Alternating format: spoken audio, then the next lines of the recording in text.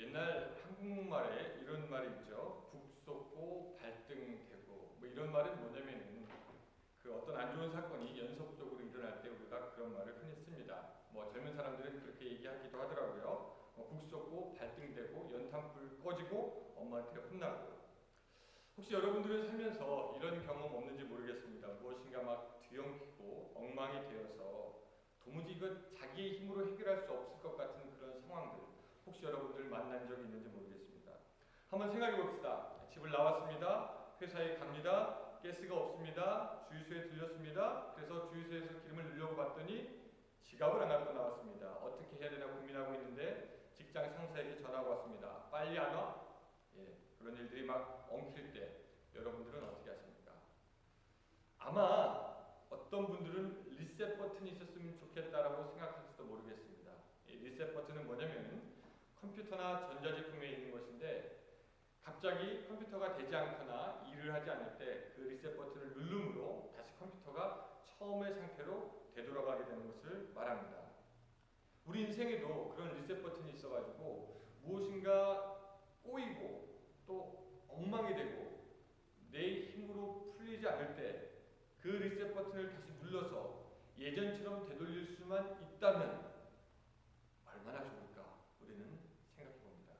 근데 여러분 아시겠지만 불행하게 우리 인생에 리셋 버튼은 없습니다. 타임머신이 있으면 어떨까? 옛날로 돌아갈 수 있도록 타임머신도 없습니다. 우리는 그저 지나가는 세월을 보기만 해야 하는 것이 우리의 인생입니다. 오늘 본문에 보면은 그 리셋 버튼을 누르고 싶어 했을 것 같은 한 사람이 나오는데 그 사람의 이름은 바로 야곱입니다. 야곱에게 어떤 일이 일어났을까요? 야곱에게는 디나라고 하는 딸이 있었습니다. 근데 이제 그 디나를 데리고 세겜이라는 곳에 살 때 어떤 일이 있었냐면은 디나가 외출했을 때 그 세겜에 살던 똑같은 이름입니다. 세겜이라고 하는 그 추장의 아들이 강제로 디나를 데려다가 욕보입니다. 그것이 야곱의 가족에게는 굉장한 수치였습니다. 그 얘기를 듣고 그 디나의 오빠들이 분노가 들끓어서 복수하기로 결심을 했습니다. 그래서 그 주인의 아들, 그 추장의 아들 세겜이 와서 딸 디나를 달라고 할 때 그들이 이야기를 합니다. 우리 전통에 따라서 디나와 결혼할 사람은 그 모든 가족들이 할례를 받아야 한다는 것입니다. 그래서 세겜의 부족들은 다 할례를 받게 됩니다. 그리고 3일째 되는 날 그들이 모두 할례 때문에 괴로워하고 아파할 때에 시므온과 레위가 그들을 쳐들어가서 다 죽이고 세겜과 그의 아버지도 죽이고 디나를 데리고 옵니다. 그들이 하도 잔인했기 때문에 야곱은 훗날 시므온과 레위에 대해서 말하기를 저들은 잔해하는 기계다. 즉 폭력의 도구다. 난폭한 칼날이다. 그런 의미로 이야기를 합니다. 우리가 생각할 때 그들의 복수는 뭐 있을만하다, 뭐 할 수 있겠다라고 생각하지만 사실은 그 복수가 그 당시 그 지역에는 야곱에게 큰 재앙을 가져올 만한 그러한 일이 되었던 것입니다. 그렇기 때문에 야곱은 시므온과 레위를 나무랍니다. 너희가 오히려 나를 더 어렵게 만들었다. 이제 가나안 사람이나 브리스 사람이나 나를 사귀지도 못할 추할 인간으로 생각하는 것이 아니냐. 그들은 수가 많고 우리는 적은데 그들이 합세해서 나를 치고 나를 죽이면 나와 나의 집안은 다 몰살당할 것이 아니냐라고 하면서 그들을 나무랍니다. 자, 이쯤 되면은 야곱의 삶이 꼬이고 머리 아프게 된 것입니다. 야곱은 자기 형을 속이고 떠나면서 무엇인가 큰 뜻을 품었겠죠. 그래서 장자권을 가지고 도망갑니다. 그러나 편할 날이 없었죠. 형과 아버지를 잘 속이긴 했지만 자기 삼촌에게 속아서 14년 동안 고생을 합니다. 그리고 이제 오랜 시간 다 지나서 재산도 좀 모았고 또 형에게 용서도 받아서 이제 인생을 즐기려고 할 때 다시 상상하지 못했던 어려움을 겪게 된 것입니다. 자기 목숨 죽게 되었습니다. 모든 재산을 다 잃어버릴 위험에 처하게 되었던 것입니다. 그래서 야곱도 할 수만 있다면 인생의 리셋 버튼을 다시 눌러서 옛날로 돌아가고 싶어 했을 것이다 생각할 수가 있습니다. 아마 디나가 밖으로 나가기 그 전으로 돌아가서 그때부터 다시 하면 어떨까? 사랑하는 성도 여러분, 오늘 여러분들의 삶은 안녕하십니까? 지금까지 여러분들의 삶은 평안하셨습니까? 혹시 여기 있는 어떤 분들 중에는 나도 리셋 버튼을 누를 수만 있다면 다시 누르고 싶다, 나도 옛날로 돌아갔으면 좋겠다라고 말하는 사람들이 있을지도 모르겠습니다. 우디 알렌이라는 미국의 배우이며 음악가이며 코미디언이 이런 얘기를 했습니다. 인생을 딱 세 글자로 정의했습니다. 인생은 비참하고 외롭고 고통스럽다는 것이죠. 그렇게 야곱이 좌절하고 절망하고 있을 때 하나님은 그에게 나타나셔서 인생의 어려운 것을 끝내시고 다시 한번 새롭게 시작할 수 있는 리셋 버튼을 그에게 주십니다. 그러면서 야곱에게 하는 말씀이 있습니다. 오늘 본문에 뭐라고 나와 있습니까? 일어나서 베델로 돌아가라는 것입니다.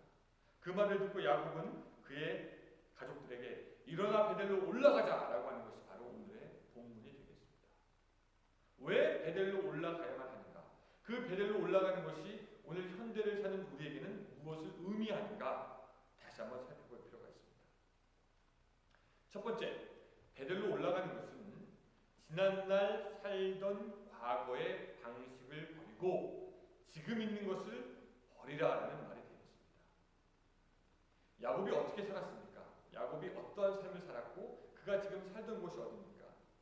우리가 계속해서 얘기하고 있지만 그 창세기 33장에는 야곱이 세겜 땅에 살고 있다고 말씀하고 있습니다. 그리고 그 세겜 땅에서 그들이 보이는 곳에 그들과 같이 살고 있었습니다. 근데 그 장소가요, 사실은 하나님께서 야곱에게 명령해서 살라고 한 장소가 아니었습니다.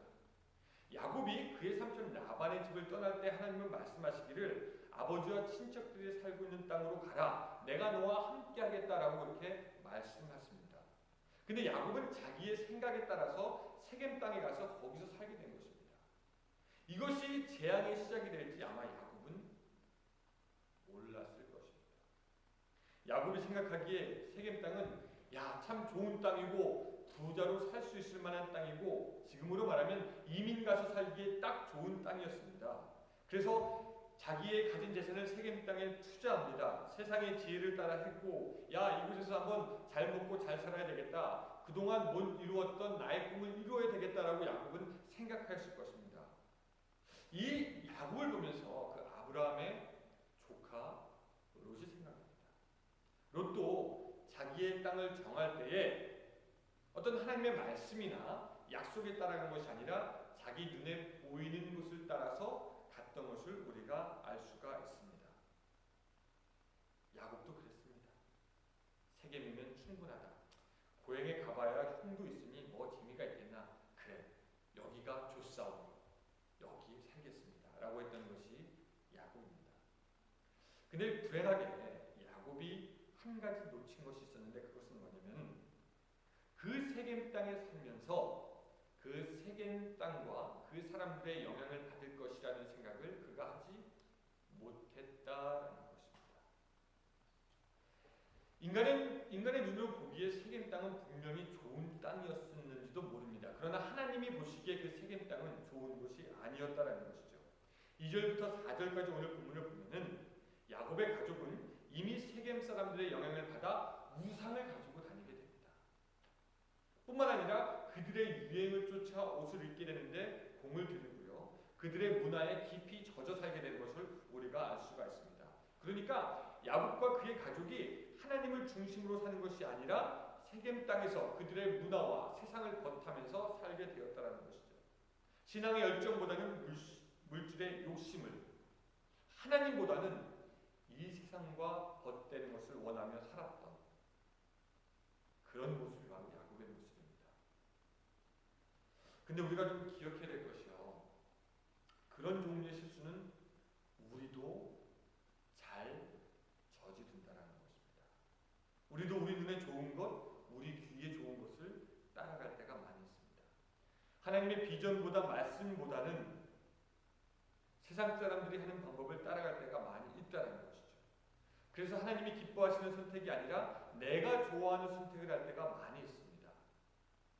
일어나 베델로 가라 하는 그 말씀은 우리들의 생각, 우리들의 삶의 방식, 내가 좋아하는 것, 내가 바랬던 것, 내가 꿈꿨던 것, 그것을 벗어버리고 하나님이 싫어하는 것을 벗어버리고 오늘 하나님이 명령하시는 그 약속을 따르라는 그러한 말씀이 되는 것입니다. 여러분, 리셋 버튼을 누르기 원하십니까? 그렇다면 먼저 하나님의 약속을 붙들어야 하는 줄로 믿으시기 바랍니다. 오늘 하나님께서 야곱에게 말씀하신 그 말씀, 베델로 올라가라는 말씀을 붙잡을 때 오늘 우리들의 인생이 다시 한번 리셋되어지는 것입니다. 두 번째로 베델로 가라는 것은 하나님께 더 초점을 맞추라는 말입니다. 베델은 사실 여러분 특별한 장소입니다. 야곱이 그의 형과 아버지를 피해 도망갈 때 어떤 장소에 머무르게 되었고 거기서 돌을 베고 자게 됩니다. 그리고 거기서 잘 때 하나님이 꿈에 나타나시고 거기서 나는 아브라함과 이삭의 하나님이다 라고 말씀하시면서 그에게 복을 주실 거다 라고 이야기를 하고 돕고 떠나지 않을 것이라고 하나님께서 약속하십니다. 그리고 하나님은 너로 하여금 이 땅에 다시 되돌아오게 하겠다라고 말씀을 하십니다. 그리고 야곱이 잠에서 퍼뜩 깨어났고요. 그리고 말하기를 하나님이 여기 계신데 내가 그것을 몰랐구나 라고 하면서 하나님께 소원을 합니다. 하나님께서 만약 나와 함께 하시고 나를 지키시고 나에게 먹을 빵과 입을 옷을 주시사 나로 다시 아버지 집에 돌아오게 하신다면은, 나로 다시 하나님을 알게 하신다면은 하나님이 나의 하나님이 되시고 이 돌 있는 곳이 하나님의 전이 될 것이며 나는 하나님께 내가 가진 10분의 1을 드리겠습니다 라고 소원을 합니다. 그렇게 야곱은 하나님을 베델에서 배웠고 큰 도움과 은혜를 입습니다. 그리고 신실하신 하나님은 당신의 약속을 따라 끝까지 야곱을 인도하시고 부족한 것을 채우시고 함께 하십니다. 그리고 이제 야곱이 베델로 돌아가야 할 그때 야곱은 그냥 세겜 땅에 주저앉게 되는 것입니다. 하나님은 그 후에도 베델로 오라고 다시 부르시지만 야곱은 그 말씀에 불순종하고 하나님을 기억하지 않습니다. 그래서 다시 베델로 올라오라 하는 것은 너의 소원을 지키고 하나님을 기억하라는 것입니다. 여러분, 이 야곱의 얘기를 통해서 우리가 다시 한번 좀 생각해 볼 필요가 있습니다. 오늘 혹시 우리도 하나님께서 우리를 부르시지만 또 하나님께서 우리에게 말씀하시지만 성령이 우리들을 감동하시지만 그 목소리를 혹시 애써 외면하고 있지는 않습니까? 우리는 정말 하나님의 말씀에 순종하고 있습니까? 우리는 정말 하나님을 기억하고 있습니까? 많은 사람들이 마음이 분주하고 산란해지고 하나님을 떠나고 믿음이 식습니다. 세상 일이 바쁘다고 합니다. 환경이 어렵다고 합니다. 사랑하는 형제자매 여러분, 오늘 우리가 바쁠수록 우리는 하나님께 더 나아가는 지혜가 우리에게 필요합니다. 여러분, 죽게 되었던 야곱을 생각해 보시기 바랍니다. 그의 만족과 그의 욕심을 따라갔지만 결국 그에게 있는 것은 죽음의 재앙이었던 것입니다. 그러므로 오늘 야곱에게 할 일이 있다면 다시 하나님께로 돌아가는 것이고, 오늘 우리에게 할 일이 있다면 다시 우리도 베델로 돌아가서 하나님을 기억해야 하는 것입니다. 여러분, 우리에게도 베델이 있습니다. 그 베델은 어디입니까? 바로 예수 그리스도인 줄로 믿으시기 바랍니다. 오늘 역시 우리도 예수님께 집중해야만 한다는 것이죠. 베델에서 하나님을 만났던 것처럼 오늘 우리도 예수 그리스도를 통해서 하나님을 만나야 합니다. 베델로 돌아오라, 야곱을 부르셨던 그 하나님이 오늘 예수님을 통해서 당신을 만나기를 우리에게 원하시는 것입니다. 그러므로 하여금 오늘 우리 인생의 삶에 진정한 리셋이 되기를 하나님께서는 원하신다는 것이죠. 우리 한번 우리의 형편을 다시 한번 생각해 보았으면 좋겠습니다. 오늘 혹시 우리에게 관계의 어려움이 있습니까? 경제적인 어려움이 있습니까? 육신의 연약함이 있습니까? 우울합니까? 어떤 그런 문제가 있을 때는 다시 리셋 버튼을 누르라는 하나님의 말씀인 줄로 받아들이시기 바랍니다. 우리는 거기서 망하고 끝나는 것이 아니라 다시 한번 예수 그리스도와 함께 시작해야 되는 믿음의 사람들입니다.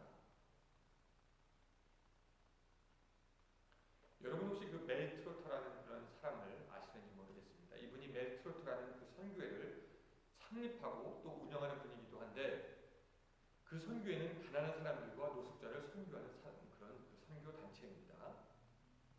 근데 이분이 원래는 그 알코올 중독자였고요. 그것도 아주 중증 심한 알코올 중독자였고 그분의 유일한 걱정은 내일은 어떻게 하면 술을 마실까 하는 거였습니다. 가족이 있었지만 가족을 아랑곳하지 않았습니다. 심지어는 자신의 아이가 아파서 죽게 되었는데도 그 돈을 가지고 술을 사 먹습니다. 그리고 그 아이는 죽게 됩니다. 그리고 그 아이의 장례식이 있는 그 전날 그 관을 열어서 아이의 신발을 자기가 빼서 그것을 팔아가지고 또 술을 마십니다. 그렇게 허랑방탕하게 사는데 더 이상 인생의 의미가 없다라고 생각되어졌습니다. 내가 없으면 내 부인도 좋겠지 라고 하는 생각으로 자기의 생을 끝내기로 작정을 합니다. 그리고 캄캄하고 어두운 미시건 호수를 향해서 갑니다. 그날 밤 술에 취해서 갈짓자로 거리를 걷고 있을 때 뒤에서 한 목소리가 들렸습니다. 자네 왜 거기 가는가? 여기 따뜻하고 좋은 곳이 있는데 라는 소리가 들렸습니다. 그는 그렇게 해서 자기의 인생을 끝내고 싶어 했지만 하나님은 그를 버리지 아니하셨고 그에 대해서 계획이 있으셨습니다. 그래서 어떤 남자에 의해서 그는 도시의 빈민을 선교하는 곳으로 가게 되었습니다. 그리고 그날 밤 사람들이 거기서 부르는 그 찬송 소리, 그 기도 소리가 알코올과 담배로 쪄든 그의 머리를 지나갑니다. 그리고 그의 마음을 녹이셨고 거기서 예수님은 멜트로트를 만나 주십니다. 그리고 그는 인생의 리셋 버튼을 다시 한번 누르게 되었습니다. 베델로 가는 새로운 여정이 시작된 것입니다. 오늘 사랑하는 성도 여러분, 오늘 우리들의 삶에 무엇인가 다시 시작해야 될 필요가 있을 때 자기의 상황과 환경을 보지 아니하고 오히려 우리들 인생의 진정한 리셋 버튼 대신 예수님을 바라볼 수 있기를 바랍니다. 오늘 지금 있는 곳이 세겜의 길 같아서 내가 원하고 내가 바라고 내가 좋아하는 것을 따라왔지만 그러나 오늘 나에게 위기가 있다면 그것이 바로 예수님을 다시 한번 만날 새로운 축복의 시간이 되는 것을 믿으시기 바랍니다. 우리 같이 일어납시다. 베델로 가는 은혜가 여러분들에게 임하여 하나님의 풍성함을 누리고 기뻐하며 감사함으로 새로운 출발을 할 수 있는 그런 여러분들의 삶이 될 수 있으기를 주님의 이름으로 축원합니다.